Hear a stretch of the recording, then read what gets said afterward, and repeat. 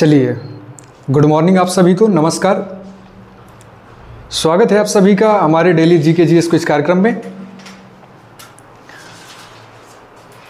चलिए शुरू करते हैं आज की क्लास फिर, ठीक है। तो देखिए, आज की क्लास में आपका पहला क्वेश्चन है कि भारत के संविधान में इनमें से क्या राज्य सूची में सम्मिलित नहीं है। पेट 2021 में पूछा गया था कि भारत के संविधान में इनमें से क्या राज्य सूची में सम्मिलित नहीं है। पुलिस, कानून और व्यवस्था, कारागार या फिर दंड प्रक्रिया संहिता, इनमें से क्या है जो राज्य सूची में सम्मिलित नहीं है।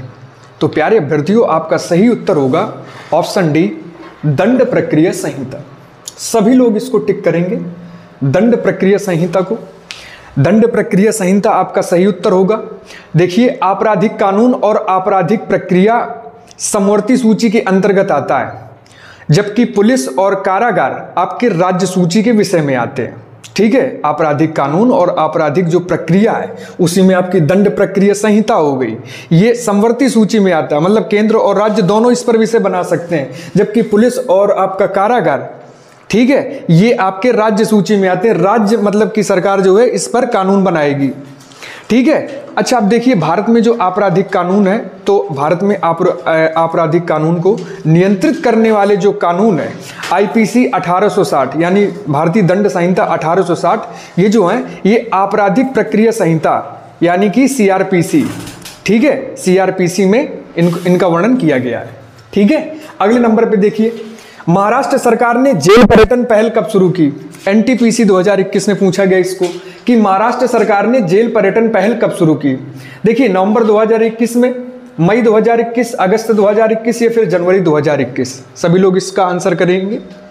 देखिए, जेल पर्यटन की पहल जो है, ये जो पूछा गया है आपसे कि महाराष्ट्र सरकार ने जेल पर्यटन पहल कब शुरू की थी, तो देखिए, जेल पर्यटन की जो पहल है महाराष्ट्र सरकार द्वारा जनवरी 2021 में प्रारंभ की गई थी। कब की गई थी? जनवरी 2021 में प्रारंभ की गई थी। सही उत्तर करिएगा आप सभी लोग, ठीक है। और ये जो जेल पर्यटन है, ये जो पहल की गई, ये महाराष्ट्र के पुणे में यरवड़ा जेल में की गई। हमेशा ये भी याद रखिएगा आप लोग, ठीक है। महाराष्ट्र की जो जेल है पुणे में यरवड़ा जेल से प्रारंभ किया गया, ठीक है। इसका जो उद्देश्य था, इसका उद्देश्य ऐतिहासिक जेलों और स्वतंत्रता संग्राम में उनकी भूमिका के बारे में जागरूकता बढ़ाना एक विशेष प्रकार से, ठीक है। अब जैसे देखिए, पुणे जेल से इस पहल को शुरू किया गया, तो पुणे जेल का जो ऐतिहासिक महत्व है वो आपके पूना पैक्ट से संबंधित है, अन्य कई स्वतंत्रता संग्राम से भी संबंधित है, ठीक है। पूना पैक्ट आपने पढ़ा होगा कि माननीय अंबेडकर जी और माननीय महात्मा गांधी जी के बीच में जो एक हस्ताक्षर, एक समझौता हुआ था, पूना पैक्ट कहलाता, वो इसी जेल के अंतर्गत हुआ था।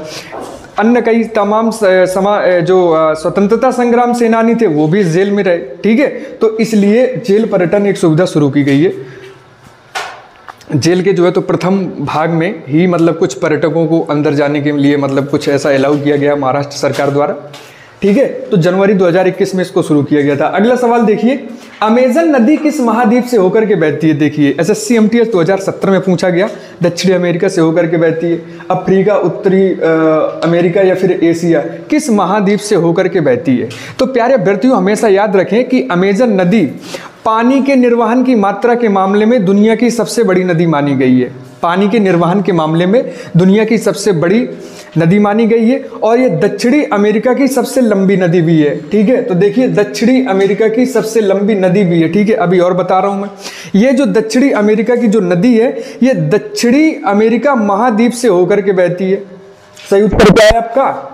दक्षिणी अमेरिका महाद्वीप से होकर के बहती है, ठीक है। ब्राजील के साथ साथ देखिए, ब्राजील से होकर के बहती है कोलंबिया, पेरू, वेनेजुएला, ठीक है, बोलीविया, इक्वाडोर और गुयाना आदि जैसे देशों से होकर के बहती है। दुनिया की सबसे बड़ी नदी कौन सी? आपकी अमेजन नदी।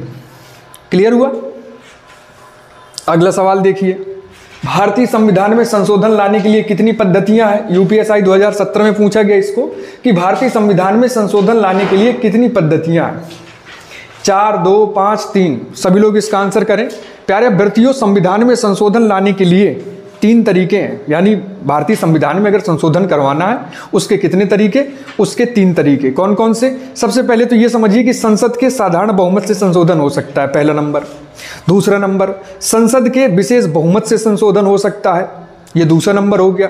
तीसरा नंबर कहता है कि संसद के विशेष बहुमत से संशोधन, साथ ही साथ आधे राज्यों की विधानसभाओं का समर्थन जब मिल जाए उसको, ठीक है, जिस विषय पर संशोधन किया जाना है, ठीक है, या जिस विषय पे संशोधन किया जाना आवश्यक है, उसमें तीसरा मतलब सिस्टम ये है, तीसरी पद्धति ये हो गई कि संसद का विशेष बहुमत, साथ ही साथ आधे राज्यों की विधानसभाओं का एक समर्थन मिल जाए उसको, ठीक है। तो ये 3 तरीके हैं। प्यारे विद्यार्थियों, हमेशा याद रखिएगा कि भारतीय संविधान के अनुच्छेद 368 के अंतर्गत भारतीय संविधान 2 प्रकार के संशोधनों को परिभाषित करता है, ठीक है। तो हमारा सही उत्तर क्या होगा? भारतीय संविधान में संशोधन लाने की कितनी पद्धतियां? 3, ठीक है। संसद का मतलब संसद के साधारण बहुमत से, संसद के विशेष बहुमत से, संसद के विशेष बहुमत और आधे राज्यों की विधानसभाओं का समर्थन। क्लियर हुआ? अगले नंबर पे देखिएगा जरा, मलेशिया की मुद्रा का नाम क्या है? आरपीएफ 2019 में पूछा गया, मलेशिया की मुद्रा का नाम, मलेशियाई दिनार, मलेशियाई डॉलर, मलेशियाई यूरो, मलेशियाई रिंगित, क्या हो सकता है? आप सभी लोग इसका आंसर करें जरूर, ठीक है। तो देखिए, मलेशिया की जो मुद्रा है वो है आपकी मलेशियाई रिंगित, हमेशा याद रखिएगा। डी ऑप्शन आपका बिल्कुल सही होगा, मलेशियाई रिंगित। मलेशियाई जो रिंगित है, मलेशियाई रिंगित आपका, इसे आगे जाकर के 100 सेन में विभाजित कर दिया जाता है। सेन वहाँ की एक विशेष प्रकार की एक अन्य मुद्रा होगी कोई, जिसे आगे चल करके 100 सेन में विभाजित किया जाता है। मलेशियाई जो रिंगित है, मलेशियाई रिंगित को मलेशिया का जो केंद्रीय बैंक है, बैंक नेगरा मलेशिया, ठीक है, हमेशा याद रखिएगा, वहाँ का एक बैंक है बैंक नेगरा मलेशिया, ठीक है, इसके द्वारा मलेशियाई रिंगित को जारी किया जाता है, ठीक है। जैसे हमारे यहाँ का करेंसी भारतीय रिजर्व बैंक जारी करता है, ऐसे ही मलेशियाई रिंगित को वहाँ की जो बैंक है बैंक नेगरा मलेशिया इसको जारी करता है। क्लियर हुआ? अगले नंबर पे चलें जरा, उत्तर प्रदेश में पारीछा बांध किस नदी पर बनाया गया? यूपी लेखपाल 2019 में पूछा गया था इसको कि पारीछा बांध उत्तर प्रदेश में जो है किस नदी पर बनाया गया है? शारदा, चंबल, बेतवा, गंगा, किस नदी पर है? हमेशा याद रखें, पारीछा बांध आपके झांसी जनपद में एक सिटी है, एक शहर है जिसे पारीछा कहते हैं, और ये बेतवा नदी पर बनाया गया है। किस नदी पर? बेतवा नदी पर। एक बार आप सभी लोग कमेंट करिएगा जरा, बेतवा नदी पर बनाया गया, ठीक है। तो पारीछा बांध बेतवा में, झांसी जनपद के अंतर्गत एक शहर है आपका पारीछा, वहाँ पे स्थित है, ठीक है। और ये इसका जो संग्रहित जल है, पारीछा बांध का जो पारीछा डैम है जो, ठीक है, वहाँ का जो संग्रहित जल है, इसका उपयोग पारीछा थर्मल पावर स्टेशन द्वारा विद्युत उत्पादन के लिए किया जाता है। क्लियर हुआ? बेतवा नदी की प्यारे विद्यार्थियों बात करें तो इसका जो उद्गम है तो ये विंध्याचल पर्वतमाला है इसका उद्गम स्थल, जहाँ से बेतवा नदी बहती है। उत्तर प्रदेश और मध्य प्रदेश राज्यों में होकर के बहती है ये नदी, ठीक है। बात करें तो यह यमुना की एक सहायक नदी है बेतवा नदी। यमुना और बेतवा के संगम की बात करें तो उत्तर प्रदेश के हमीरपुर जनपद में बेतवा और यमुना का आपको संगम स्थल देखने को मिलेगा। क्लियर हुआ? अगले नंबर पे चले, 7वां क्वेश्चन है, आलू के चिप्स किस वातावरण में थैलियों में पैक किए जाते हैं? ऑप्शन देखिएगा, नाइट्रोजन वातावरण, हाइड्रोजन वातावरण, ऑक्सीजन या फिर आयोडीन वातावरण, ठीक है।